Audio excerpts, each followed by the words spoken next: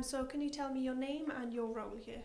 Yeah, so my name is Chris Castle and I'm part of the Catalyst Business Incubator project. I started in August of this year, and prior to that I didn't actually have any business knowledge, so being part of the Catalyst program has given me insight into that world and sort of IT and so on. Okay. Why did you decide to get involved with the Catalyst Centre?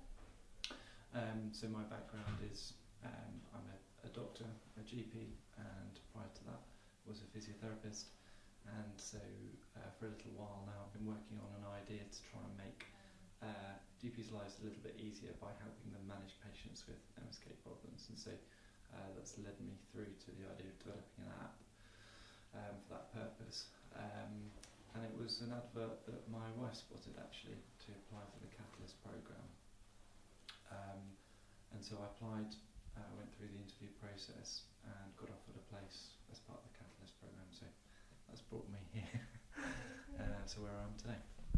So what you're aiming to do, what you're working on is very heavily tech-based.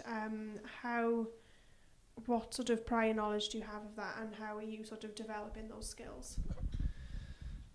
So my prior knowledge is extremely limited, so apart from using apps, mobile devices for personal use, I have no experience of developing, and so how I'm sort of developing those skills is sort of threefold, if you like. The first is working out a business plan for the Catalyst programme, for my idea that shapes the direction of the app. The second is the sort of app development, and underpinning a lot of that is actually the sort of project management of it, and so the project management is overlapping of both the development of the app but also the business side. So there's three streams there that I have no prior experience of, and I'm having to learn both. And I think that what I've realised is that there are those three streams, but there's heavy overlap between them. And the Catalyst programme has been very helpful in terms of guiding me, useful resources, people to talk to on all three of those areas. So, for example, the IT side of things, there are other businesses on the science park that are heavily, that their business is IT, they're doing things, maybe not in the healthcare market, but they are doing things like that. So there's useful resource here for talking to them about how they've overcome different problems and gone about things. So. Okay. And with the actual development of the app and producing it, is that something that you're going into by yourself? Are you taking anybody else on to help you with developing those skills and actually creating the app? So at the moment I'm pretty much leading that. I do have some family support and knowledge from my father and brother that are in the IT industry, and so they've helped me, for example, things like user case, IT architect and things like that. It is still very much in the development phase, so there's actually been no coding done as yet, but I think it's important to get these building blocks in place and right before progressing on and rushing through to a product. So, the healthcare industry, as I guess a lot of other industries are, is heavily regulated, and so I think it's just trying to avoid any problems that might come out later on by planning things properly at this stage. Okay. And obviously it's due to the Catalyst Centre that you are able to work on this.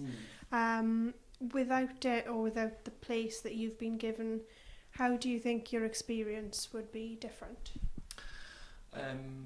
So I think the main thing is the Catalyst Centre has given me an excuse to prioritise this in terms of time. So I allocate time in my week to do this, and that was part of the criteria for accepting a place on here.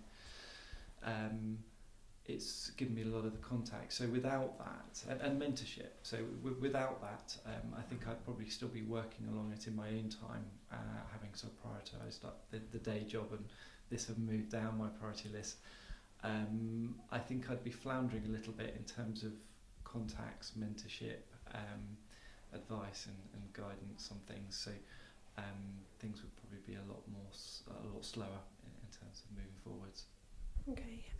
In your opinion, why do you think Southampton as a city is becoming more prominent within the tech industry? It's an interesting question. So I think my experience is, as I say, fairly limited, but what I've been surprised at is how much advice has been out there, and actually how smooth the process has been from going from someone with no IT experience at all to moving into the business world and into that sort of sector. It seems that there is a setup here to do that, and with lots of support available for it. So I feel sort of quite privileged that I'm in this location. I gather that there aren't many business incubators about, so to have one, literally almost on my doorstep in this sort of location, I think is fantastic. And I think that's probably answering your question. So why Southampton? I think it is because they're looking at the grassroots of the industry and where the next tech companies are coming from and investing in that. So. Okay.